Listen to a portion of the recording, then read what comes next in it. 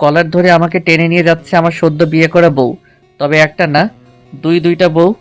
দুজন দুই দিক থেকে আমার শার্টের কলার ধরে টেনে নিয়ে গিয়ে বাসর ঘরে প্রবেশ করলো। তারপর একজন গিয়ে দরজা বন্ধ করে দিল, আরেকজন আমাকে বিছানায় ছুঁড়ে ফেলে দিল। আমি কাঁপা কাঁপা স্বরে আমতা আমতা করে বললাম, আপু প্লিজ ছেড়ে দাও আমাকে, আমি তো তোমাদের ছোট বোনের মতো, তাই না? আমার কথা শুনে তারা দুই বোন একে অপরের দিকে তাকিয়ে বড় বোন বলে উঠল। ছোট বোনের মতো মানে কি? তখন ছোট বোন বলে উঠল, তোর মাথা কি পাগল হয়ে গিয়েছে নাকি?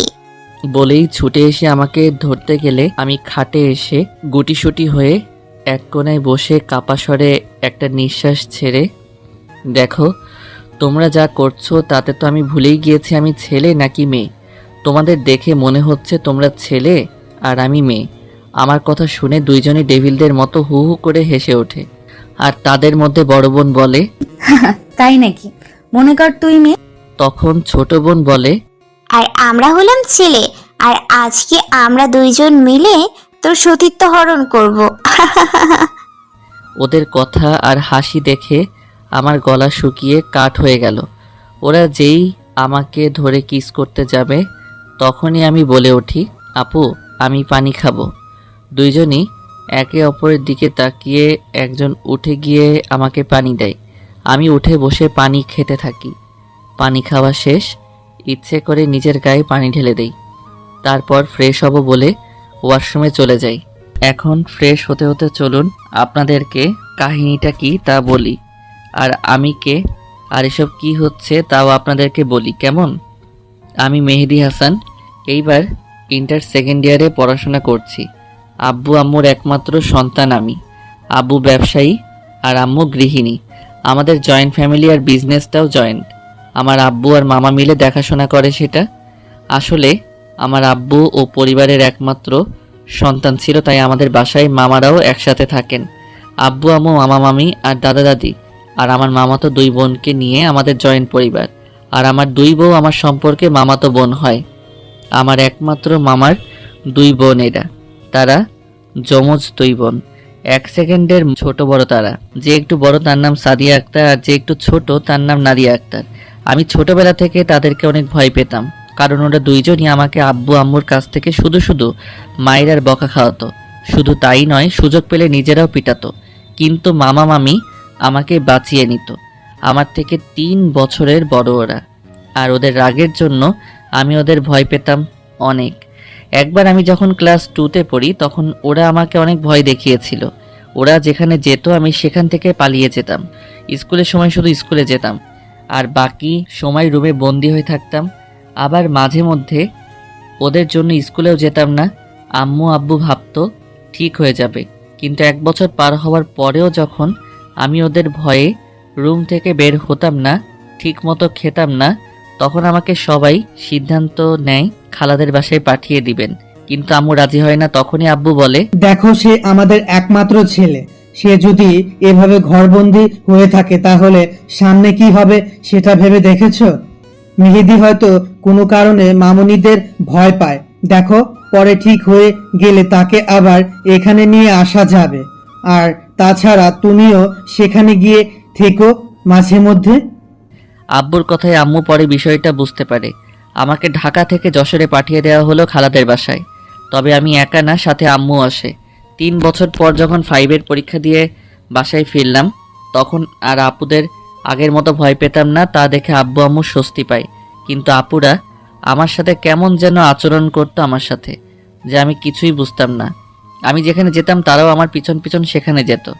আমি কোনো বিপদে পড়লে তারাই আমাকে উদ্ধার করত, নিজেদের ভাগের খাবার আমাকে দিয়ে দিত। একদিন আমি ঘুরতে যাই, সেখানে আপুরাও ঘুরতে আসে আমার সাথে।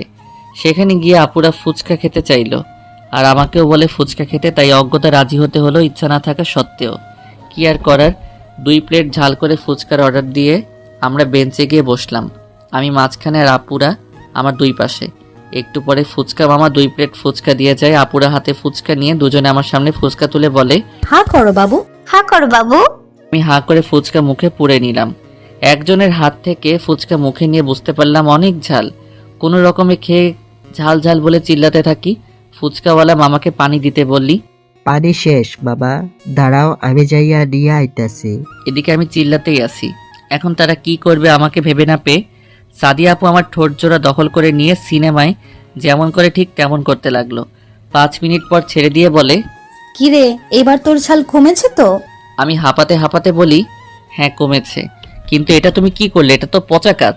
বলি আমি সাদিয়া আপুর দিকে যেতে লাগলাম। নাদিয়া আপু তখন করুণভাবে বলল, তোর সাথে কথা নেই মেহেদি, তুই সাদিয়ার কাছ থেকে ফুচকা খেলি আর আমার থেকে খেলি না কেন? আমি নাদিয়া আপুর কথা শুনে বললাম, আপু দেখো ওটা অনেক ঝাল, আমি তো খেয়ে পাচ্ছি না। তুই আমার হাত থেকে ফুচকা খেলে তোকে আমি আইসক্রিম কিনে খাওয়াবো। আইসক্রিমের কথা শুনে আমি ফুচকাটা মুখে নিলাম, কারণ আইসক্রিম আমার অনেক পছন্দ। আর ফুচকাটা মুখে নিতেই ওমাগো মরে গেলাম, ঝাল ঝাল পানি। আমার অবস্থা দেখে সাদিয়া আপু ফুচকাওয়ালা মামার খোঁজ করতে গেল, কারণ সেই কখন সে গেল ফুচকাওয়ালা মামা আসার কোনো লক্ষণই নেই। সাদিয়া আপু চলে যাওয়ার পর নাদিয়া আপু আমাকে তার দিকে ঘুরিয়ে আমার ঠোঁটের সাথে তার ঠোঁট দুটো ডুবিয়ে কিস করতে লাগলো। একটু পর সাদিয়া আপু চলে এসে দেখলো আমাদের এই অবস্থা, কিন্তু আশ্চর্যের বিষয় হলো সে এগুলো দেখেও কিছু না বলে বেঞ্চে বসে পড়ল। নাদিয়া আপু আমাকে প্রায় 7 মিনিট পর ছাড়লো। আমি হাঁপাতে হাঁপাতে বললাম, নাদিয়া আপু তুমিও পচা, তোমরা দুইজনে আমার সাথে এটা কি করলে? আমার ঠোঁট জ্বলছে। ঝাল কমেনি? আমি মাথা নাড়িয়ে হ্যাঁ বললাম। তখন ফুচকাওয়ালা মামা এলো একটা পানি ভর্তি কলসি নিয়ে। এসে দেখে সব স্বাভাবিক, আমি শান্ত ছেলের মতো বসে আছি। ফুচকাওয়ালা মামাকে দেখে সাদিয়া আপু বলল, কি ব্যাপার মামা, সেই কখন পানি আনতে গেলে আর এতক্ষণ পরে আসলে কেন? মামা তখন মুচকি হেসে দিয়ে বললেন, কাছাকাছি কোথাও পানি নেই, তাই একটু দূরে যেতে হয়েছিল। বাজারের সামনে একটা ব্রিজ আছে, সেখান থেকে আনতে হয়েছে। ও আচ্ছা, ওটা তো অনেক দূরে মামা। হ্যাঁ বাবা। আমরা আর কিছু না বলে ফুচকার টাকা দিয়ে সেখান থেকে চলে আসি। এরপর তারা দুইজনে আমার আইসক্রিম কিনে দেয়। আমি আইসক্রিম তাদের থেকে নিয়ে দূরে দূরে থাকছি। তারপর আইসক্রিম খেতে খেতে বাড়িতে আসি। এরপর থেকে আপুদের দেখলে আবার ভয় পালাতাম, মনে হয় এই বুঝি কিস করতে আসলো, আর কুটকুট করে ইঁদুরের মতো কামড়িয়ে যদি আমার ঠোঁটগুলো খেয়ে ফেলে তখন কি হবে আমার, এটা ভেবেই আমি আর তাদের সামনে যাই না। আম্মু আব্বু বুঝতে পেরে যায় যে আমি কোনো কারণে আবার আপুদেরকে ভয় পাচ্ছি, তাই বাড়ির সবাই আপুদের জিজ্ঞেস করে আমার সাথে তারা কি করেছে। জবাবে তারা বললে, তেমন কিছু না, আসলে একটা কুকুরের বাচ্চা ধরে ওর সামনে এনেছিলাম, তাই দেখে ও ভয় পেয়ে যায়। আসলে মেহেদি আইসক্রিম খেতে গিয়েছিল আর ঠিক তখন কুকুরের বাচ্চা ওর সামনে ধরাতে ও ভয় পেয়ে যায়। কেউ ওদেরকে আর কিছু না বলে সবাই আমার কাছে চলে আসে।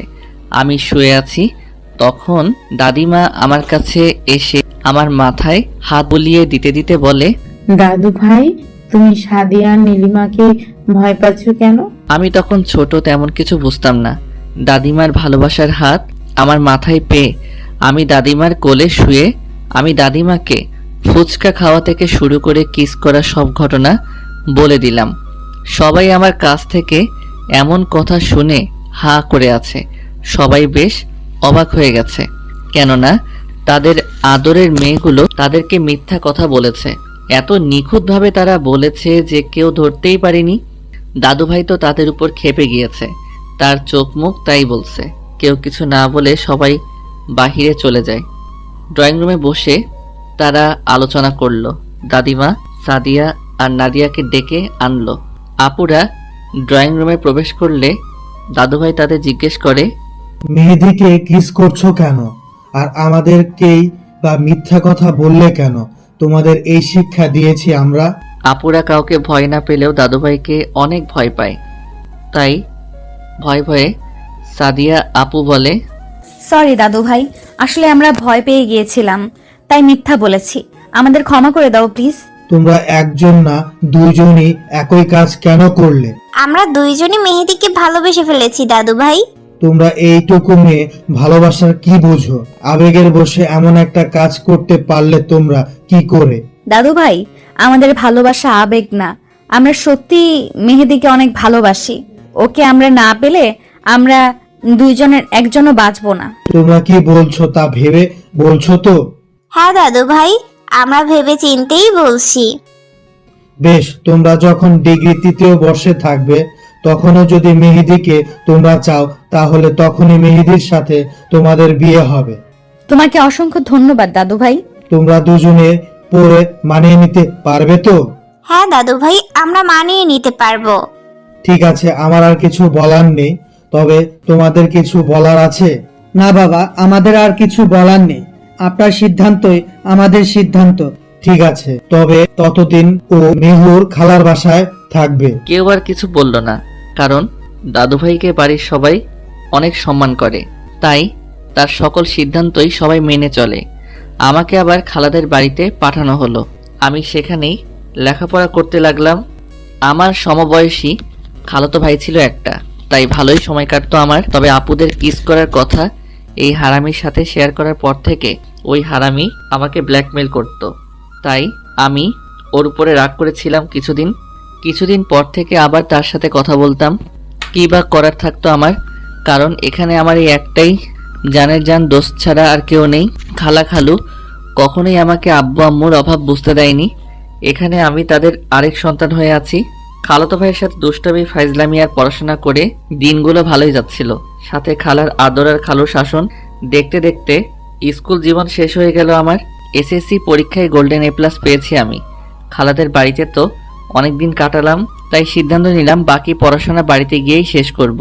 কেউ আর না করলো না, কারণ এখন আমি অনেক বড় হয়ে গিয়েছি, নিজের ভালো মন্দ বুঝতে শিখেছি। তাই বাড়িতে চলে আসলাম। বাড়িতে এসে আব্বুকে নিয়ে ভর্তি হয়ে আসলাম আমাদের বাড়ির সবচেয়ে কাছের কলেজে। এরপর আবার বাড়িতে চলে আসলাম।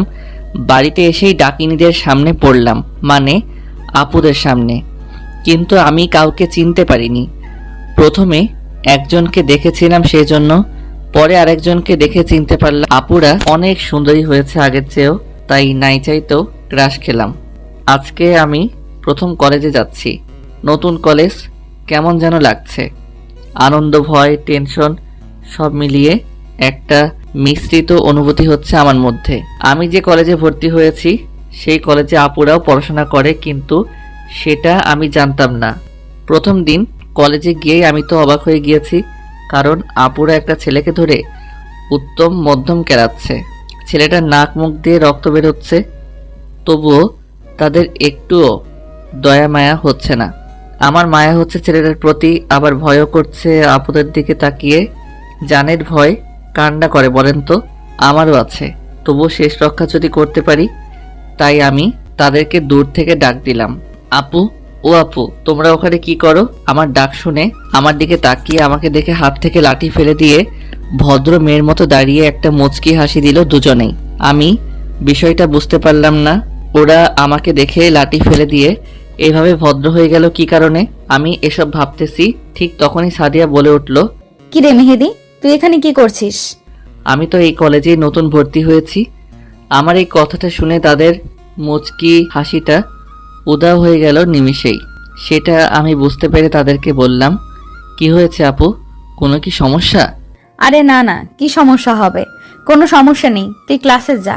তা তো যাবই, কিন্তু আপু, তোমরা ওই ছেলেটাকে মারছিলে কেন? আর তোমরা এখানে কি করো? আরে আমরা এই কলেজেই তো পড়ি। আমি কথাটা শুনে একটু অবাকই হলাম, কিন্তু তবুও আমি তাদেরকে এই কিছু না বলে বললাম, দেখি এখন তোমরা সরো, ওই ভাইয়াটাকে হাসপাতালে নিয়ে যেতে হবে। তখন সাদিয়া আপু বলে উঠল, তার দরকার নেই, তুই যা, ক্লাস কর, আমরাই তাকে হসপিটালে ভর্তি করিয়ে দিয়ে আসবো। তুই যা, আমরাই তাকে নিয়ে যাচ্ছি। আমি আপুদের কথাই বিশ্বাস করতে পারছিলাম না, তাই আমি তাদের সাথে থাকতে চাইলাম। তারা আর কথা বাড়ালো না। ছেলেটাকে হাসপাতালে ভর্তি করিয়ে আমরা বাসায় চলে আসলাম। অনেক বেলা হয়েছে, তাই আজকে আর ক্লাস করতে পারলাম না। আমাদের একসাথে তিনজনকে দেখে আম্মু এসে বলল, কি রে, কি হয়েছে তোদের? কারো কি কিছু হয়েছে নাকি? কথাটা বলেই আমার গায়ে টাচ করে তাপমাত্রা পরীক্ষা করছে। তখনই আমি আম্মুকে বললাম, আম্মু, তুমি কোনো চিন্তা করো না, আসলে দুইটা লেডি গুন্ডা রাস্তায় একটা ছেলেকে মেরে রক্তাক্ত করে ফেলেছিল, তাই তাকে হাসপাতালে ভর্তি করিয়ে দিয়ে দেখলাম অনেক লেট হয়ে গিয়েছে, তাই তিনজনে বাসায় চলে আসলাম।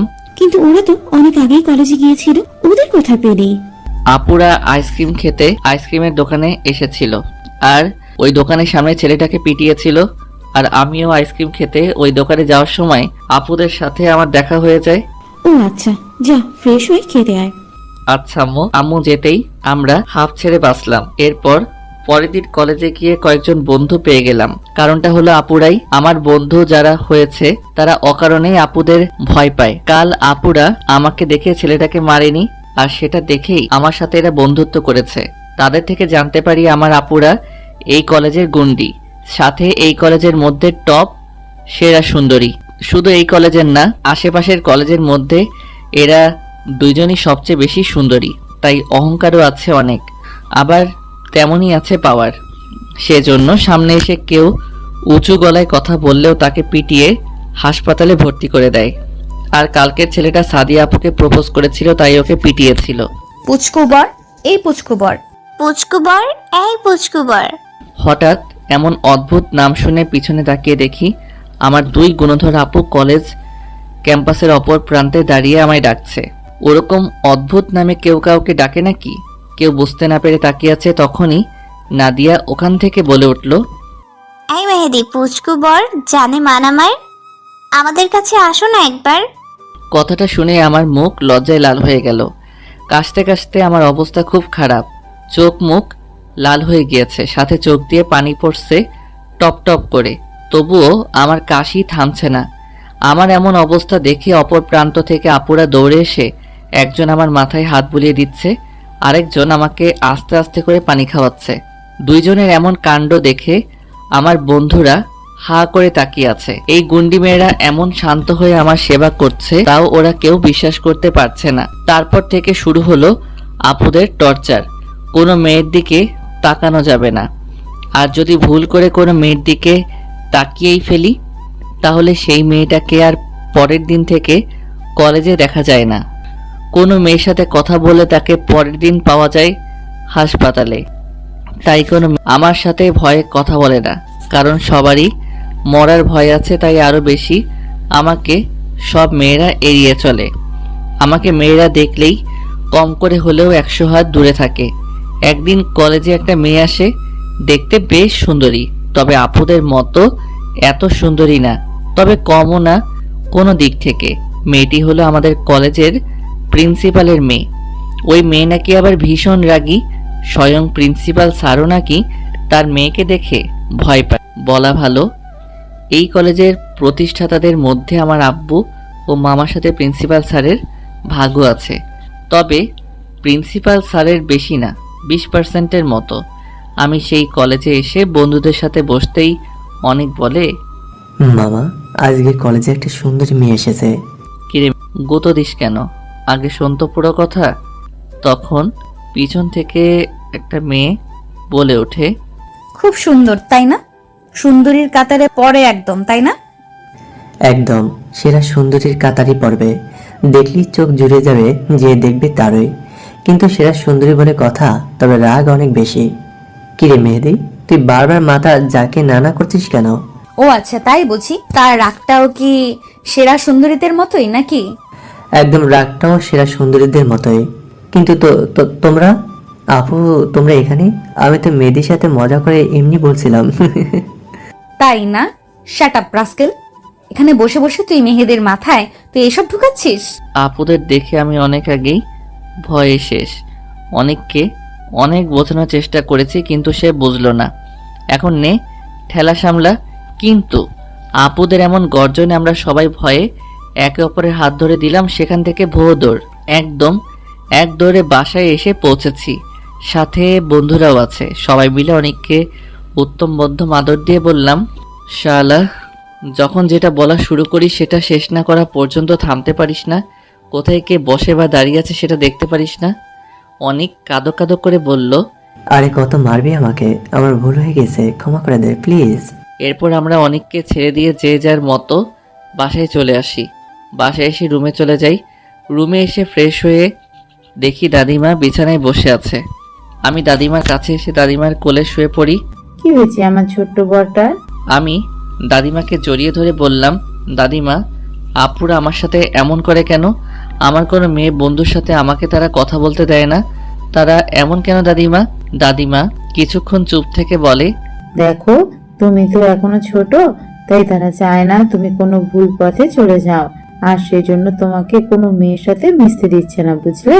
তা ঠিক আছে, কিন্তু তারা আমাকে পুচকু বর বলে কেন ডাকে সবার সামনে? দাদিমা কি বলবে ভেবে পায় না। পিছন থেকে দাদুভাই বলে, কিরে, তুই আমার বউয়ের কোলে শুয়ে আছিস কেন? আমি আরো ভালো করে শুয়ে দাদিমাকে জড়িয়ে ধরে বলি, তোমার একার বউ নাকি? এটা তো আমারও বউ। কেন সেটা তুমি জানো না নাকি? এটা শুনে দাদুভাই দাদিমাকে উদ্দেশ্য করে বলে, কি গো, তুমি আমাকে না বলে আরেকটা বিয়ে করে নিলে? তখন দাদিমাকে কিছু বলতে না দিয়ে আমি বলে উঠি, আরে দাদুভাই, বিয়ে করেছি তো কি হয়েছে? এখনো তো বাসর করিনি। এখন তোমার পারমিশন নিয়ে ভাবছি বাসরটাও সেরে ফেলবো। আমার কথা শুনে দাদুভাই রাগি রাগি ভাব নিয়ে বলে, কি বললি শয়তান? দাঁড়া, করাচ্ছি তোকে, আমার বউয়ের সাথে বাসর করাচ্ছি। আমাকে আর পাইকে জাপাং করে উঠে সাপাং করে দিলাম এক দৌড়ে বাড়ির বাইরে। দাদু ভাইকে সবাই ভয় পেলেও আমি ভয় পাই না, কারণ দাদু ভাইকে আমি অনেক ভালোবাসি, আর দাদু ভাইও সেম, তাই ভয়টা কাজ করে না। এদিকে আমি চলে আসার পর দাদিমা দাদু ভাইকে বলছে, আর কতদিন মেহেদির কাছ থেকে এভাবে লুকাবে? ওরও তো একটা মতবাদ আছে, তাই না? তুমি মানুষ চিনতে ভুল করছো। মেহেদি একদম তোমার মতোই হয়েছে। বড়রা যা বলবে ও সেটাই করবে। আমি জানি মেহেদি পানির মতো স্বচ্ছ, ওর পবিত্র মনে কোনো কাদা নেই, কিন্তু ওর সেই মনে যদি কখনো কাউকে জায়গা দিয়ে ফেলে, তখন তো সাদি আর নাদিয়াকে মেনে নিতে পারবে না। মেহেদি ধুকে ধুকে বেঁচে থেকেও দিনের পর মরবেও। পিছন থেকে সাদিয়া বলে উঠল, আমরা দুই বোন থাকতে এমন হতে দেব না কখনোই দাদিমা, এই বিশ্বাসটুকু রাখতে পারো। হ্যাঁ দাদিমা, ওকে আমরা আজ থেকে ভালোবাসছি না, 6 বছর ধরে তিলে তিলে ওকে আমরা ভালোবেসে যাচ্ছি। আমি জানি তোমাদের ভালোবাসা খাঁটি, কিন্তু মন যে শুনে না কোনো বারণ। তাই মেহেন্দিকে দেখে রেখো, কারণ এখন মেহেদির উঠতি বয়স, প্রেম ভালোবাসা করতে তো চাইবেই, তাই সাবধানে থেকো। হ্যাঁ, আর মেহেদিকে এখন কিছু বলো না, কারণ আমরা চাই না মেহেদি সিক্রেট করুক। ঠিক আছে দাদু ভাই, আমরা কিছু বলবো না। আচ্ছা দাদু ভাই, দাদিমা, আমরা আসি তাহলে এখন। হঠাৎ করে অনেক জ্বর অনুভব করছি আমি, কিন্তু তবুও ঘুম থেকে উঠে ফ্রেশ হয়ে কলেজে যাওয়ার জন্য রেডি হচ্ছি। প্রথম ইয়ারের ফাইনাল পরীক্ষার আর মাত্র 2 মাস বাকি। রেডি হয়ে নিচে এসে দেখি বাড়ির সবাই আছে, সাথে অনিকও আছে। অনিক আর আমাদের বাড়িটা পাশাপাশি, তাই অনেক মাঝে মধ্যে আমাদের বাড়িতে আসে, আর আমিও ওদের ওখানে যাই। নিচে এসে খেতে বসি সবার সাথে, কিন্তু খাবার মুখে দিতেই পেটের ভিতরে কেমন যেন মোচড় দিয়ে সব বেরিয়ে আসতে চাইছে, তাই মুখ চেপে বেসিংয়ে এসে সব বের করে দিলাম। পেটে কিছু নেই বলে তেমন কিছু বের হয়নি। আপুরা আমার এমন অবস্থা দেখে দৌড়ে আমার কাছে চলে আসে, দুজনেরই হাতে পানির গ্লাস। আমি তা দেখে ওখানেই ওদেরকে রেখে চলে গেলাম খাবার টেবিলে, কারণ আমি মুখ পরিষ্কার করে নিয়েছি। খাবার টেবিলে বসতেই অনেক বলে উঠল, কিরে, তুই আবার কার সাথে আকাম কুকাম করে ধরা খাইলে? এরপর আমি অনেকের কথায় অবাক হয়ে বললাম, মানে? সবাই জানার আগ্রহ নিয়ে তাকিয়ে আছে অনেকের দিকে, আপুরাও তাকিয়ে আছে। এরপর অনেক বলে, আচ্ছা, আমি কি চোর নাকি যে সবাই এমনভাবে আমার দিকে তাকিয়ে আছো? বাচ্চা ছেলের ওপরে এভাবে তাকালে তো স্টক করে উপরে টিকিট কনফার্ম করে আসবে। অনেকের কথাই সবাই ওর দিকে থেকে মুখ ফিরিয়ে যে যার মতো করে খেতে লাগলো। তারপর আবার অনেক বলে উঠল, কিরে, কার বাচ্চা তোর পেটে? কার সাথে আকাম কুকাম করে পেটে বাচ্চা বাঁধালি? অনেকের কথা শুনে সবার খাওয়া অফ হয়ে গেল, আর সাদিয়া আপু তখন জুস মুখে দিয়েছিল। অনেকের কথায় তার হেঁচকে উঠে গেল। আমি অবাক হয়ে অনেককে বললাম, তুই কি বলছিস এগুলো? কি বলবো আর, যেভাবে মেয়ে মানুষের মতো মুখে হাত চেপে ধরে দৌড়ে ওয়াশরুমে গেলি, আবার বমিও করলে, এখন তোর ওপর তো আমারও সন্দেহ হচ্ছে ভাই। অনেকের কথার বিষয়টা বুঝতে পেরে সবাই হেসে দিল। আমি উঠে গিয়ে অনেককে মারতে লাগলাম। 2-3টা মাইর দেওয়ার পর অনেক আমার হাত ধরে ফেললো। আমার হাত ধরতে অনেক বোঝা যায় আমার শরীরের তাপমাত্রা অনেক বেশি। সে আমাকে ধরে এক জায়গায় বসিয়ে আমাকে জিজ্ঞেস করার আগেই আমি অজ্ঞান হয়ে পড়ি। চেয়ার থেকে ধরে আমাকে অনেক বাঁচায় পড়ে যাওয়ার হাত থেকে। আমার এমন অবস্থা দেখে সবাই খাবার ছেড়ে দৌড়ে আসে আমার কাছে। আপুরা এসে আমাকে ধরে বুঝতে পারে আমার অনেক জ্বর এসেছে। তখন আপুরা কান্না শুরু করে দেয়, আর এটা দেখে অনেক টাসকি খেয়ে যায়। তখন অনেক বলে, এটা ওকে দেখার বাকি ছিল।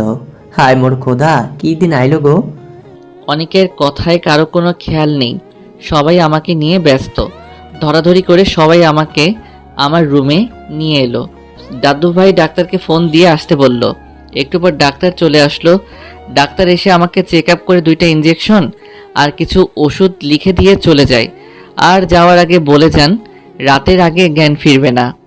আমাকে ঘুমের ইঞ্জেকশন দেওয়া হয়েছে, তবে আস্তে আস্তে জ্বর কমে যাবে। খুবই ভালো হবে যদি আমার মাথায় জলপট্টি দেওয়া হয় আর হাতে পায়ে তেল মালিশ করে দিলে আর পারলে স্যুপ বানিয়ে খাইয়ে দিলে ঘুমের মাঝে, তাহলে অনেক উপকার হবে রোগীর জন্য। এগুলো বলে ডাক্তার চলে গেল। কথাটা শুনে আপুরা দুজনে কিচেনে চলে যায়। একজনের হাতে পানি আর কাপড় আর অন্যজনের হাত গরম করা তেল। দুজনেই আমার পাশে এসে বসে আমার শরীরের উপর মোটা একটা কম্বল দিয়ে দিল। তারপর একজন জলপট্টি দিয়ে দিচ্ছে, আরেকজন হাতে পায়ে তেল মালিশ করে দিচ্ছে। এটা দেখে সবাই বাহিরে চলে যায়। অনেক মনে মনে বলে, ডাল মে কুছ কালা হে। এরপর অনেকে ওদের বাড়িতে চলে যায়। দুপুরে আমার শরীর থেকে কম্বলের নিচ দিয়ে আমার শরীরের সব জামা কাপড় খুলে দিয়ে একজনে কাপড় দিয়ে গা মুছে দিল। আরেকজন স্যুপ বানিয়ে নিয়ে এসে আমার মাথা তার কোলের মধ্যে উঁচু করে রেখে দিয়ে স্যুপ খাইয়ে দিচ্ছে। স্যুপ খাওয়া শেষ হলে একজন আমার কাছে সাথে থাকে, আরেকজন অনেকের বাসায় গিয়ে অনেককে ডেকে আনে। অনেক কিছু না বলে চলে আসে। এসে দেখে আমি ঘুমিয়ে আছি, সাথে আমার পাশে আমার হাত ধরে বসে আছে নাদিয়া আপু। তখন অনেক বলে, আমাকে কেন ডেকে আনলেন আপু?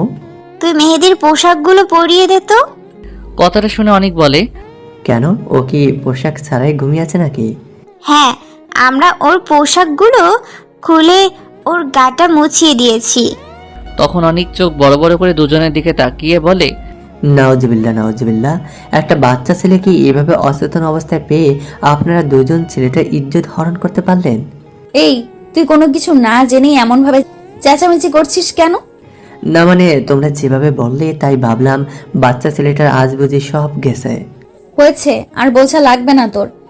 আমরা বাইরে যাচ্ছি, তুই মেহেদিকে পোশাকগুলো পরিয়ে দে। বলেই আলমারি থেকে একটা টি শার্ট আর একটা ট্রাউজার বের করে দিয়ে তারা চলে গেল বাহিরে। অনেক আর কি সে তার মতো কাজ করা শুরু করে দিল। কম্বলটা সরিয়ে আমার দিকে তাকিয়ে হেসে দিল আর মনে মনে বলল, মাইয়া মানুষ না দেখি বোঝে বেশি।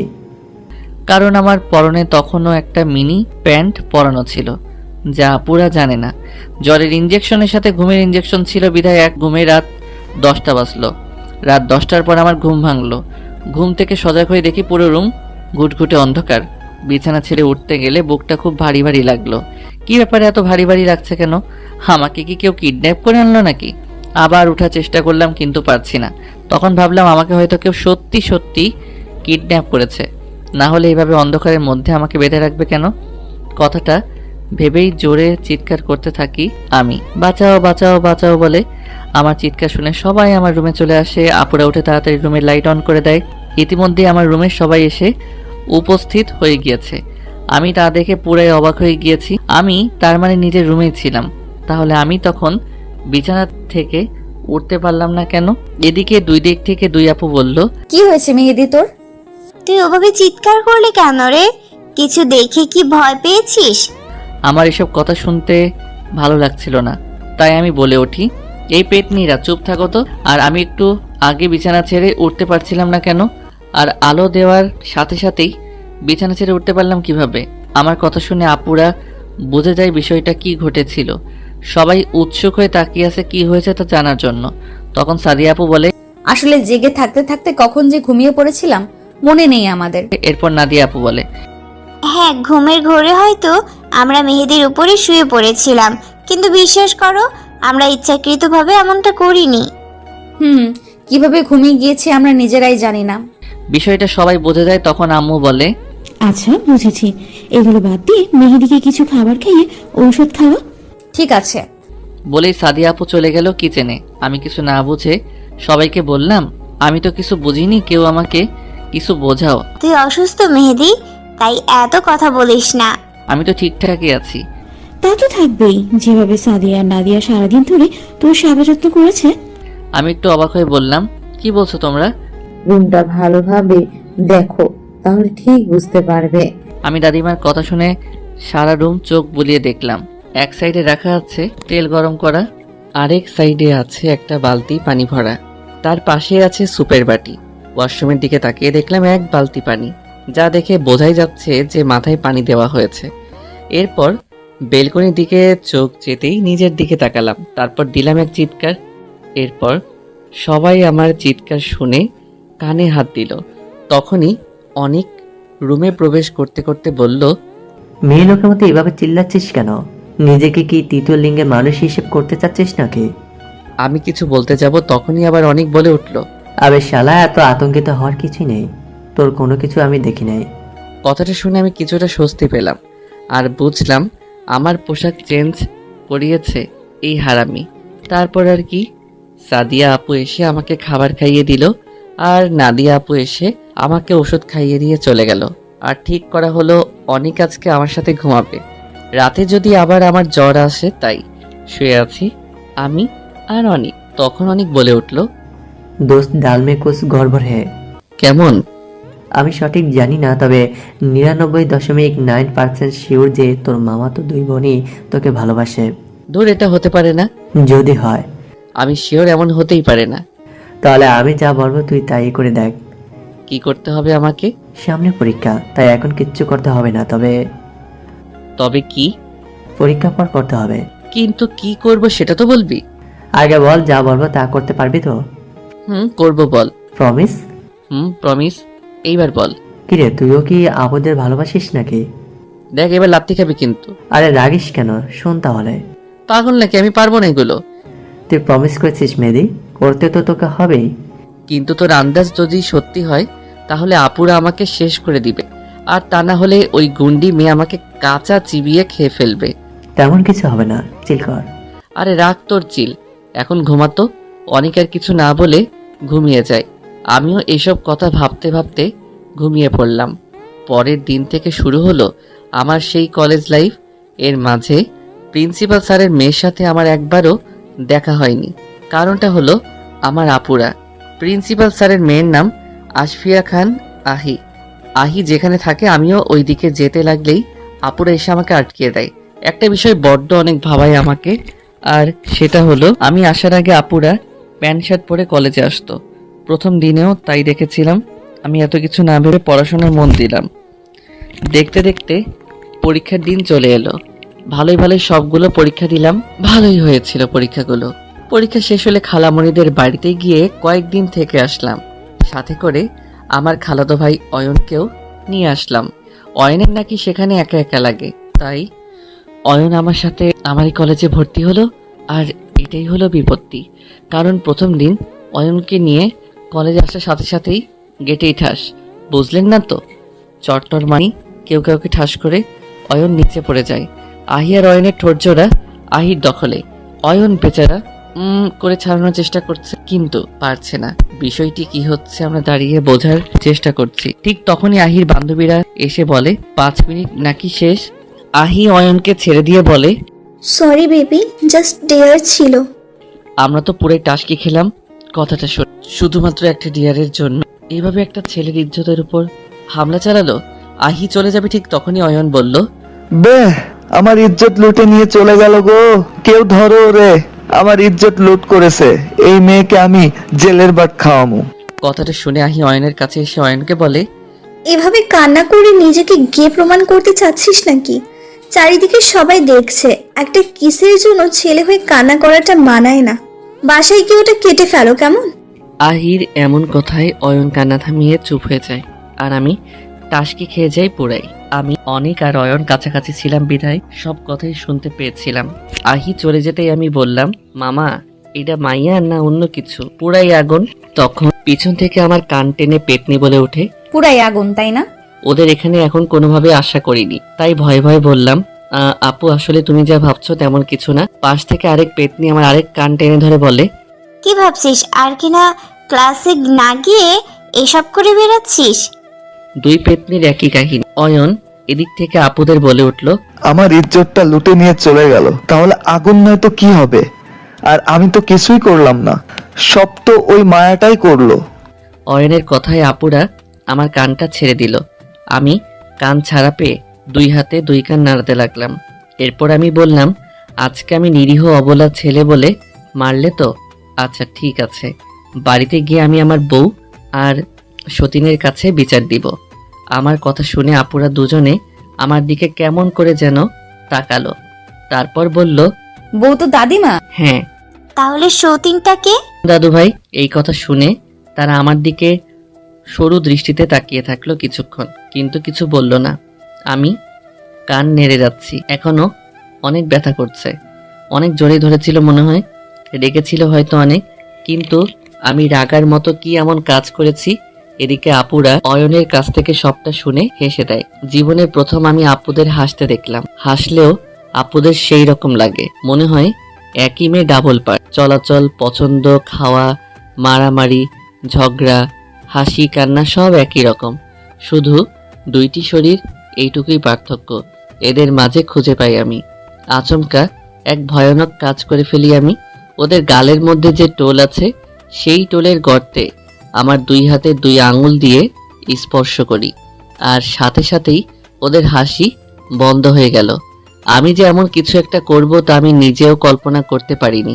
আপুদের দিকে তাকিয়ে দেখি দুজনেই লজ্জাবতী গাছের ন্যায় নুয়ে আছে। আমরা তো পুরাই এটাই দেখার বাকি ছিল। আমরা তো ভাবলাম আমার গালে 2টা চড় পড়বে, কিন্তু এটা কি হলো? কেন কি জানি দুজন 2 গালে চুমু দিল, কি কপাল রে ভাই তোর। আব্বে শালা চুপ কর। ওই ভাবলাম চড় থাপ্পড় দিবে, কিন্তু চুমু দিল 2টা। 2 জনে কেন? আমার মতো ঠোঁটে পড়েনি তো। তুই জানিস না? ওহো, আমি তো ভুলে গিয়েছিলাম, সরি জান। এই 1 মিনিট, তোদের মধ্যে গে কোনটা? গে মানে কি? গে মানে হলো গে। গে না হলে একটা ছেলে আরেকটা ছেলেকে জান বলে নাকি? হারামি, তোকে তো আজ বলেই আমি আর অয়ন মিলে অনেককে তাড়া করতে লাগলাম। এরপর কিন্তু ধরতে পারলাম না অনেককে। হাঁপিয়ে গিয়ে আমি আর অয়ন বটগাছটার নিচে বসলাম। একটু পরে অনেকও চলে আসলো, আর ওকে হাতের কাছে পেতেই পিটানি শুরু। আজকে প্রথম ক্লাসে স্যার আসতে পারিনি কোনো একটা কাজে, তাই আমরা বসে আছি। একটু পর অনেক আমাকে বলল, কি রে, মনে আছে তো? কি মনে থাকবে? সারা ভুলে গেলি পরীক্ষা করার কথা? ও কিন্তু ভাই আমার না ভয় করছে অনেক। তুই দেখলি না সামান্য আগুন বলাতে কিভাবে আমার কান দুটোকে কি সুন্দর করে যত্ন সহকারে আদর করলো। ওটা দেখলে তো আমাকে 100 হাত মাটির নিচে পুঁতে রাখবে। আরে তোরা কি নিয়ে আলোচনা করছিস, আমাকেও একটু বল। আমি অয়নকে সবটা খুলে বললাম। সব শুনে অয়ন বলল, ভালোই তো আন্দাজ ঠিক হলো, একটার সাথে আরেকটা ফ্রিতে পাবি। কি কপাল মাইরি, তোর কপালের সাথে আই আমার কপালটা ঘষে নেই। বলেই অয়ন আমার কপালের সাথে ওর কপাল ঘষাতে আসতেই দিলাম এক লাথি। ও মা গো, মইরা গেলাম রে বাবা। শালা হারামি, দেখে শুনে লাথি মারবি তো। যেই জায়গায় লাথি দিলি আমার যদি বাচ্চা না হয় তাহলে সব দোষ তোর। দেখ আরেকটা খাবি কিন্তু। হারামি, আমি ওখানে মারছি নাকি? ও এখনো মরিসনি বুঝি, তাহলে ঠিক আছে। আমার আর অয়নের কাণ্ড দেখে অনেক মাথায় হাত দিয়ে বসে আছে। কপাল চাপড়াতে চাপড়াতে বলল, ভাই আসলে তোরা কোন জাতের প্রাণী? কেন উগান্ডা? কি রে, তুই কি সত্যি সত্যি উগান্ডা থেকে এসেছিস নাকি? কি জানি, তুই তো ছোটবেলা থেকে আমাকে বলে আসছিস আমি নাকি উগান্ডা থেকে এসেছি, তাই এটাই বলে দিলাম। কি রে ভাই, তোর নিজের জাতটা কি তুই সেটাই জানিস না? না রে, আব্বুর কাছ থেকেও শোনা হয় নাই, এইবার গিয়ে শুনে আসবো না যে কোন জাতের বীজ থেকে এসেছি। দেশি আর হাইব্রিড মিক্সেস করে দিয়েছিল মনে হয়, না হলে এরকম দেখতে হয় না তো। কি চিল্লাস কেন? অয়ন তো ঠিক কথাই বলছে। ভাই আমাকে মাফ কর, আমি আর কোনো কথাই বলবো না। কেন বলবি না? এমনিতেই। আচ্ছা বাদ দে, ওই যে দেখ ফুলওয়ালা মামা তাজা তাজা ফুল নিয়ে আমাদের দিকে আসে আমাদের জন্য। গেটের বাইরে তাকিয়ে দেখি সত্যি ভ্যান ভর্তি অনেক ফুল নিয়ে ফুলওয়ালা মামা দাঁড়িয়ে আছে। অনেক দৌড়ে গিয়ে সেখান থেকে একগুচ্ছ গোলাপ ফুল এনে আমাকে দিল। আপুরা আর আহি একই ক্লাসে পড়ে, কিন্তু ডিপার্টমেন্ট আলাদা। আহি আগে হোস্টেলে থাকতো, কিন্তু স্যার অসুস্থ হওয়ার পর এখানে চলে এসেছে। আপুরা ক্লাস থেকে বের হওয়ার আগেই আহি ক্লাস থেকে বের হয়ে গেল। আমি আহিকে পেছন থেকে ডাক দিলাম, এই যে আহি। আমাকে বলছো? জি হ্যাঁ, এখানে তুমি ছাড়া আর কেউ আছে নাকি? ও না, তা তো নেই। তোমাকে কিছু বলার ছিল। আহির গরনে প্যান্ট আর শার্ট। আহি প্যান্টের পকেটে হাত রেখে স্টাইল করে দাঁড়িয়ে বলল, হ্যাঁ বলো, কি বলবা? আগে বলে রাগ করবে না বা মারবে না? তেমন কিছু হলে তো অবশ্যই রাগ করবো এবং পেটাবো। তাহলে থাক, আর বলবো না। আচ্ছা ঠিক আছে, বলো কি বলবা। আগে আই প্রমিস আমি রাগ করব না। আহি কথাটা শেষ করা মাত্র আমি ওর সামনে বসে ফুলের তোড়াটা হাতসহ পিছন থেকে সামনে ধরে বললাম, আমার ফুটবল আর ক্রিকেট দলের আম্মু হবা। আহি কিছু বলবে তার আগে একটা বোম ফাটলো। আপু লাগছে, প্লিজ ছাড়ো। ছাড়ার জন্য ধরেছি নাকি কুত্তা? তুই কোন সাহসে এই মেয়েকে প্রপোজ করলি বল? আপু লাগছে, প্লিজ ছাড়ো বলে আমাকে টেনে হিস্টে বাসায় নিয়ে আসলো। দাদু ভাই, ও দাদু ভাই। দাদিমা গো, তাড়াতাড়ি এসো তোমরা। আমাদের যে কপাল পুরো পুড়ে গিয়েছে। আর কোথায় লুকিয়ে আছো তোমরা? আম্মু, আব্বু, বড় মা, বড় আব্বু, দাদু ভাই, দাদিমা, তোমরা সবাই কোথায় গেলে? আরে কি হয়েছে, এভাবে চিল্লাচিল্লি শুরু করে দিলি কেন? সাদিয়া আর নাদিয়া আপু আম্মুকে দেখে কান্না শুরু করে দিল। তখন দাদিমা বের হয়ে এসে আমাকে দেখে। এ কি দাদু ভাই, কি হয়েছে তোর? আর এই তোরা কান্না থামা আর বল, আমার ছোট্ট বড়টার এই অবস্থা কে করলো?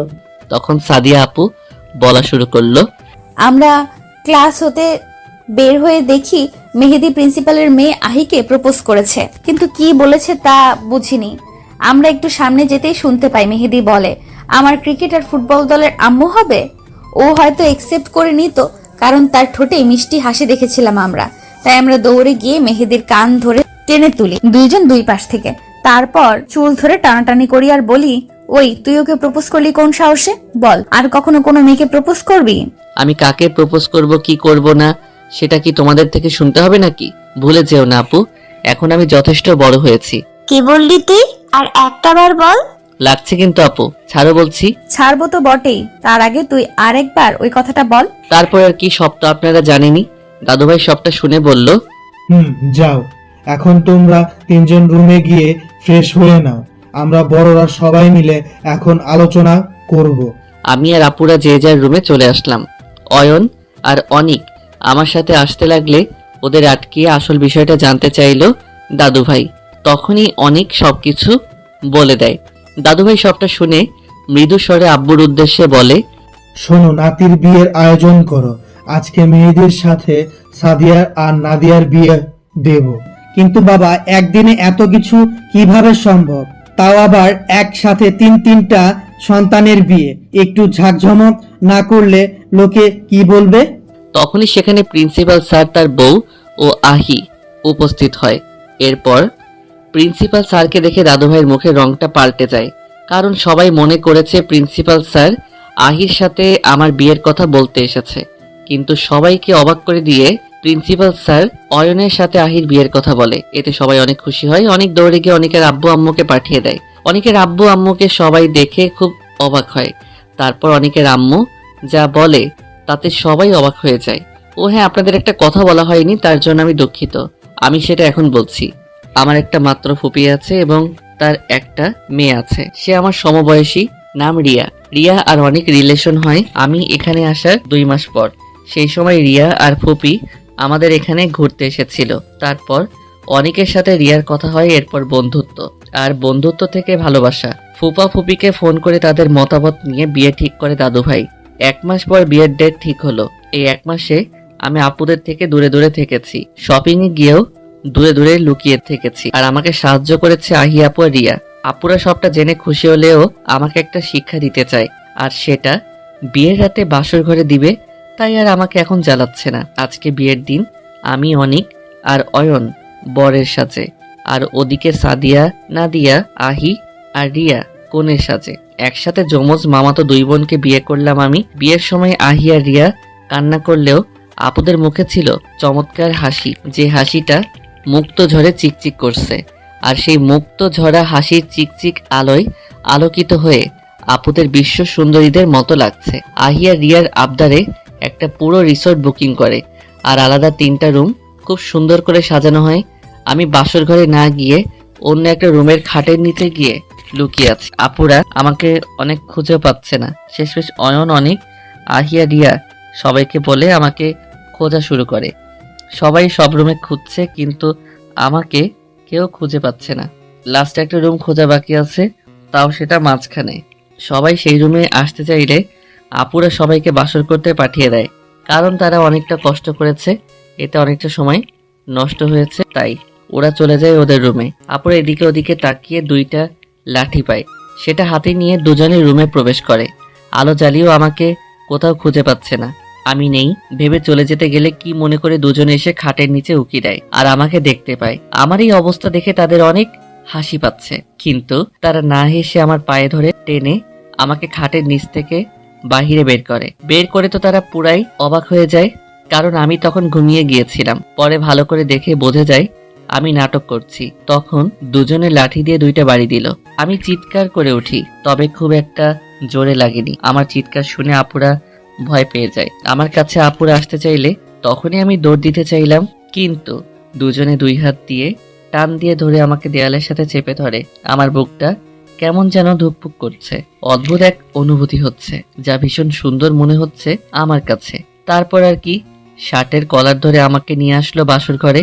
এরপর কি হয়েছে বাকিটা তো আপনারাই সব জানেন। হঠাৎ ওয়াশরুমের দরজায় বিকট শব্দ হওয়ায় আমি কেঁপে উঠি। হাত ঘড়ির দিকে তাকিয়ে দেখি রাত 2টা বাজে। আমি তো ওয়াশরুমে 12:45-এ এসেছিলাম, তাই এত হাই পাওয়ার হয়ে গিয়েছে রমণীরা। দেখলেনই তো, আপনাদেরকে ঘটনাটা বলতে গিয়ে আমার উপরে পেটনি দুইটা খেপে গিয়েছে। এখন কি করব আপনারাই একটা উপায় বলে দিন জানা থাকলে। আমি এসব ভাবতে ভাবতে আবার দরজায় ধাক্কা। মেহেদি দরজা খোল, দরজা ভেঙে ফেলবো কিন্তু। আমি ভয়ে ভয়ে দরজাটা খুলে দিলাম, আর দরজা খুলেই তো আমি অবাক, কারণ দুজনে বিয়ের শাড়ি বাদ দিয়ে নীল সিল্কের শাড়ি পরেছে। আমার হাতে একটা নীল পাঞ্জাবি আর পায়জামা দিয়ে 10 মিনিটের মধ্যে আসতে বলল। আমি ওয়াশরুম থেকে রেডি হয়ে বাইরে এসে দেখি রুমটা আগের থেকেও আরো সুন্দর করে সাজানো হয়েছে। পুরো রুমটা জুড়ে নীল আর আকাশি রং। এই রং আমার খুবই প্রিয়। আমি সামনে যেতেই গোলাপ ফুলের গুচ্ছ নিয়ে দুজনে আমার সামনে হাঁটু গেড়ে বসে বলল, আমাকে তোমার ফুটবল দলের আম্মু বানাবে? আর আমাকে তোমার ক্রিকেট দলের আম্মু বানাবে? আমি দুজনের হাত থেকে ফুলের গুচ্ছ নিয়ে সেটার ঘ্রাণ শুকে এরপর টেবিলে রেখে দিলাম। এরপর পকেট থেকে দাদিমার দেওয়া চুড়িগুলো বের করে দুই বউয়ের হাতে পরিয়ে দিলাম, আর দাদুর দেওয়া 2টি আংটি বের করে ওদেরকে পরিয়ে দিয়ে নিচে বসলাম। পায়ে হাত দিতে যাব, তখন ওরা দুজন পা উপরে তুলে না করলো। পরে আমার সাথে না পেরে পা সামনে বাড়িয়ে দিল। দুজনের পায়ে নীল পাথরের একটা করে পায়েল পরিয়ে দিয়ে দুজনের পায়ে একটা করে কিস করলাম। দুজনেই শিউরে উঠলো। এরপর আমরা 3 জনের নামাজ পড়ে নিলাম। আমাদের ভবিষ্যৎ যেন সুখের হয় সেজন্য দোয়া করলাম। নামাজ পড়া শেষ করে উঠতেই দুজনে আমাকে নিয়ে বিছানায় শুয়ে আমাকে কিস করতে লাগলো। আমার সারা শরীর কেমন কেমন যেন শিউরে উঠলো। ওদের ছোট ছোট কিসে আমি যেন বারবার ঘায়েল হয়ে যাচ্ছিলাম। সহ্য করতে না পেরে আমি আপুদের বললাম, আপু আমার না খুব ক্ষুধা পেয়েছে। আমার কথা শুনে দুজনে উঠে বসে। এরপর সবকিছু ঠিকঠাক করে নেয়। তারপর একে অপরকে দেখে মুচকি হাসি দিল। এরপর দুজনে 2 পাশ থেকে 2 গ্লাস দুধ বের করে আমাকে খেতে বলল। আমি দুটো গ্লাসের অর্ধেক করে খেয়ে বাকিটা ওদেরকে খেতে বললাম। ওরাও খেয়ে নিল কিছু না বলে। তারপর আবার শুরু হলো আমার উপর ওদের অত্যাচার। একজন গলায় কিস করলে আরেকজন করে বুকে, একজন পেটে কিস করলে তো আরেকজন করে নাভিতে, একজন ঠোঁট জোড়া দখল করলে তো আরেকজন আমার পুরো শরীর ঘায়েল করে দেয় কিস করতে করতে। কেমন দম বন্ধ করা এক অনুভূতি। ইস, আমার সহ্য হচ্ছে না একদম। কেমন যেন সারা শরীরে কারেন্টের মতো একটু পরপর ঝাটকা খাচ্ছি। আমি আর সইতে না পেরে আপুদের বললাম, আপু ও আপু, আমি না হিসু করতে যাব। আমার কথা শুনে ওরা দুজনে কাঁদো কাঁদো হয়ে আমার দিকে তাকিয়ে থাকে। আমার তা দেখে অনেক খারাপ লাগে। ওরা কিছু না বলে উঠে সরে যায়। আমিও ওয়াশরুমে চলে যাই। কিছুক্ষণ পর এসে দেখি আপুরা শুয়ে পড়েছে। এক সাইডে মাঝে একটা কোলবালিশ রেখে অপর পাশে জায়গা রাখা হয়েছে। বুঝলাম ওরা অনেক কষ্ট পেয়েছে, কিন্তু আমিও তো ওদের ভালোবাসি। প্রথমবার ওরা যখন বাসায় আসে সেই তখন থেকেই কি আর করার, বউদের রাগালে রাগ ভাঙাতে হবে। আমি ওদের কাছে গিয়ে দুজনের কোমরে হাত দিয়ে স্লাইড করতে থাকি। আমার হাত সরাতে চাইলে উপরে উঠে নাভির কাছে স্লাইড করতে থাকি। ওরা আর বাধা দিতে পারলো না। আমি একজনের গলায় মুখ ডুবিয়ে কিস করতে থাকি, আর আরেকজন আমার সারা শরীরে কিস করতে থাকলো। একজনকে কিস করে ভরিয়ে দিতে থাকলাম, আর আরেকজনকে স্লাইড করে পাগল করে দিলাম। তারপর চলে যাই এক অজানা সুখের ভেলায়, যাকে বলা হয় জান্নাতি সুখ, প্রেমময় সুখ। সকালবেলা উঠে দেখি আমার বউগুলো আমার আগে উঠে গিয়েছে। একজন আয়নার সামনে সাজুগুজু করছে আর অন্যজন শাওয়ার নিচ্ছে। আমি সেটা দেখে আয়নার সামনে গিয়ে ওর পিছন থেকে জড়িয়ে ধরে ওর গলায় মুখ ডুবিয়ে দিলাম। ভয়েস শুনে বুঝতে পারলাম এটা সাদিয়া, তাই আরো গভীরভাবে জড়িয়ে ছোট একটা বাইট দিলাম। এরপর তা দেখে সাদিয়া বলল, এই দুষ্টু কি করছো? সাদিয়া চুপ থাকো, আমার বউকে আমি আদর করছি, তুমি এর ভিতরে কথা বলছো কেন? কথাটা শুনে সাদিয়া তো পুরাই অবাক, কারণ ওদেরকে পিছন থেকে আজ পর্যন্ত কেউ চিনতে পারেনি তাদের ভয়েস শুনে, কারণ ওদের দুজনের ভয়েসটা কিছুটা ডিফারেন্স। কিন্তু আমি কিভাবে সেটা বলে দিলাম তা দেখেই সাদিয়া অবাক হয়ে গিয়েছে। সাদিয়াকে এমন ভাবান্তর দেখে আমি তাকে আরো গভীরে গিয়ে কিস করতে লাগলাম। সাদিয়া একটু পরপর কেঁপে কেঁপে ওঠে। আমি বুঝলাম বেশি সময় ধরে দুষ্টুমি করা যাবে না, তাই একটা জোরে বাইট দিয়ে বেলকনিতে চলে আসলাম। এদিকে সাদিয়া আমাকে বকছে, কিন্তু আমি কিছু শুনতে পাচ্ছি না, কারণ সে বিড়বিড় করে বকছে আমায়। কামড়টা একটু জোরেই দিয়েছিলাম তো তাই। নাদিয়া ওয়াশরুম থেকে বেরিয়ে আসে, মাথার চুলগুলো টাওয়েলটা দিয়ে নাড়াতে নাড়াতে।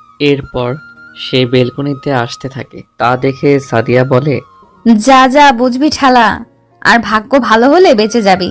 মানে? সাদিয়ার কিছু বলছে না, শুধু মিটমিট করে হেসে যাচ্ছে। এরপর নাদিয়া কিছু না বুঝে বেলকনিতে চলে আসে। আমাকে দেখে বেলকনিতে দাঁড়িয়ে থাকতে দেখে একটু অবাক হয়, কিন্তু কিছু বলছে না। নাদিয়া তার মতো নিজের কাজ করতে থাকে। আমি নাদিয়ার দিকে তাকিয়ে দেখি নাদিয়াকে অনেক গর্জিয়াস লাগছে। আমি এক পা করে ওর দিকে এগিয়ে এসে পিছন দিক থেকে জড়িয়ে ধরে গলায় মুখ ডুবিয়ে কিস করতে থাকলাম আর পেটে স্লাইড করতে থাকি। নাদিয়া জমে ঠান্ডা হয়ে গিয়েছে, কেমন অদ্ভুতভাবে কাঁপছে, তা দেখে মৃদু হাসলাম আমি। নাদিয়া এখন বুঝতে পেরেছে সাদিয়া তখন ওকে কেন ও কথা বলেছিল আর কেনই বা হেসেছিল। আমি আরো গভীরভাবে জড়িয়ে নাদিয়াকে কিস করতে থাকলাম। এরপর নাদিয়া বলে উঠল, প্লিজ মেহেদি ছাড়ো। ছাড়বো বলে তো ধরিনি নাদিয়া। নাদিয়াও বেশ অবাক হয়ে গিয়েছে। আমি এই সুযোগে ওকে আরো গভীরে কিস করতে লাগলাম। ও একটু পরপর কেঁপে কেঁপে উঠলো, তাই নাদিয়াকেও সেম জায়গায় সেমভাবে বাইট দিয়ে ছেড়ে দিলাম। এরপর চলে আসলাম ওয়াশরুমে। নাদিয়া বিড়বিড় করে বকছে আর কামড়ের জায়গায় হাত রেখে ভিতরে চলে আসলো। এরপর সাদিয়ার কাছে এসে বসে পড়লো। এরপর দুইজন দুজনের দিকে তাকিয়ে দুজনেই হা হা করে হেসে দেয়। সবাই রেডি হয়ে সকালের নাস্তা খেয়ে যে যার বউ নিয়ে বাসায় চলে আসলাম। বাসায় এসে ফ্রেশ হয়ে রুমে এসে আমি তো অবাক। আমার রুমে তো কিছুই নেই, শুধু একটা খাট, পড়ার টেবিল আর আলমারি ছাড়া। বাইরে এসে আম্মুকে জিজ্ঞেস করতেই আম্মু বলে, তোর রুম এখন থেকে মাঝখানেরটা, ওখানে গিয়ে দেখ। কারণ কি আম্মু? কারণ হলো তোর রুমটা অনেক ছোট, তাই। ও আচ্ছা, বলেই আমি নতুন রুমে চলে আসলাম। রুমে এসেই তো আমি পুরাই অবাক। রুমটা অনেক সুন্দর করে সাজানো হয়েছে। বিশাল একটা খাট আর 3টা আলমারি, যার গায়ে নাম লেখা আছে কোনটা কে ব্যবহার করবে। একটা বিশাল বড় ড্রেসিং টেবিল, আরও নানান কিছু রাখা আছে রুমের মধ্যে। রুমটা ভালো করে দেখলাম, এটা সাউন্ড প্রুফ রুম। এই বাসায় সকল রুম সাউন্ড প্রুফ রুম, শুধু আমার আর সাদিয়া নাদিয়ার রুম ছাড়া। ওই রুমগুলো ছোট আর বাচ্চাদের রুম বলে এই সিস্টেম করা ছিল না। আমি ফ্রেশ হয়ে এসে দেখি দুজনের জামা কাপড় আলমারিতে গুছিয়ে রাখছে। আমাকে দেখে দুজনে আমার দিকে তাকিয়ে দেখলো আমি টাওয়েল পেঁচিয়ে দাঁড়িয়ে আছি। তা দেখে একজন টি শার্ট আর আরেকজন ট্রাউজার এনে আমাকে দিল। আমি একটা মুচকি হাসি দিয়ে এগুলো নিয়ে আবার ওয়াশরুমে চলে গেলাম। একটু পর বেরিয়ে এসে দেখি দুজনেই বসে আছে। আমি বের হতেই বলল, খেতে চলো। চলো। দুপুর হয়ে গিয়েছে, কারণ আস্তে আস্তে আমাদের অনেক সময় লেগে গিয়েছিল সেখান থেকে, তাই খেতে চলে গেলাম। খাবার টেবিলে এসে দেখি সবাই আছে এখানে। আমিও একটা চেয়ারে বসে পড়লাম। আমার দুই পাশে আমার দুই বউ বসে পড়ল। ওরা দুজনে দুজনের প্লেটে খাবার তুলে নিল, কিন্তু আমাকে দিল না। এটা দেখে আমি মনে অনেক কষ্ট পেলাম। ভাবলাম ওদের হয়তো অনেক ক্ষুধা পেয়েছে, তাই হয়তো আমাকে খাবার তুলে দেওয়ার কথা ওদের মনে ছিল না। কথাটা ভেবেই যেই খাবার নিতে যাব তখনই সাদিয়া বলে উঠল, হা করো। আমি বুঝতে পারলাম এই জন্যই হয়তো আমার প্লেটে খাবার দেয়নি। আমি আর কোনো কথা না বলে খেয়ে নিলাম। দুপাশ থেকে দুই বউ খাইয়ে দিচ্ছে। বেশ মজাই লাগছে। এমন ভাগ্য কয়জনের কপালেই বা আছে। আমি তৃপ্তি সহকারে খাচ্ছি, তখনই তো কপাল দেখে আমার নিজেই খুব হিংসা হচ্ছে। কেন কেন? এই যে তোর দুই পাশে দুইটা সুন্দরী বউ তোকে খাবার খাইয়ে দিচ্ছে, আর আমাকে দেখ কি ফাটা কপাল। আরে বুড়ো, কি যে বলো, আমার 3টা বউ। একজন হয়তো অভিমান করে আছে তাই খাইয়ে দিচ্ছে না, না হলে সামনে থেকে আরেকটা সুন্দরী বউ খাইয়ে দিত। কথাটা শুনে দাদুভাই রাগী হওয়ার ভাব করে বলে, তোর দুইটা সুন্দরী বউ থাকতে আমার একটা সুন্দরী বউয়ের দিকে নজর দিস কেন রে? বারে, এটা তো আমার বড় বউ, বিয়ে করেছি সে অনেক বছর আগে, কিন্তু আফসোস এখনো পর্যন্ত বাসরটাই করতে পারলাম না। অনুমতি দাও না বুড়ো, শুভ কাজটা শেষ করে ফেলি। তবে রে দাঁড়া তুই। আমাকে আর পাইকে, খাওয়া তো অনেক আগেই শেষ হয়ে গিয়েছে, তাই এক দৌড়ে রুমে চলে আসলাম। রুমে এসে শুয়ে পড়লাম, উদ্দেশ্য ভান করে ঘুমিয়ে পড়ব। কিছুক্ষণ পর আমার দুইটা বউ রুমে চলে এলো। দরজাটা লক করে আমার দুই পাশে দুইজন শুয়ে আমার বুকে মাথা রাখলো। এই শোনো না, বলো, শুনছি। তুমি কি আমাকে ভালোবাসো? তোমাদের কি মনে হয় ভালোবাসি নাকি বাসি না? মনে তো হচ্ছে ভালোই বাসো। আমি সাদিয়া আর নাদিয়ার ঠোঁটে ছোট্ট করে একটা কিস করে বললাম, হ্যাঁ গো পাখিরা, আমিও তোমাদের অনেক ভালোবাসি। সত্যি? হ্যাঁ বউ, সত্যি। ওরা খুশিতে গদগদ হয়ে আমাকে শক্ত করে জড়িয়ে ধরে। আমার বুকে দুজনে ছোট্ট একটা কিস করে আবার চুপটি করে শুয়ে পড়লো। এইভাবে আনন্দ, দুষ্টমি, হাসি কান্নায় চলতে থাকলো আমাদের জীবন। সাদিয়া আর নাদিয়া কখনোই ঝগড়া করে না, আর যদিও তেমন কিছু হয় তাহলে তারা নিজেরাই তার সমাধান করে ফেলে, না হলে মানিয়ে নিয়ে চলে। আপনারা সবাই দোয়া করবেন এভাবে মিলে মিশে যেন সারাটি জীবন কাটাতে পারি আমরা।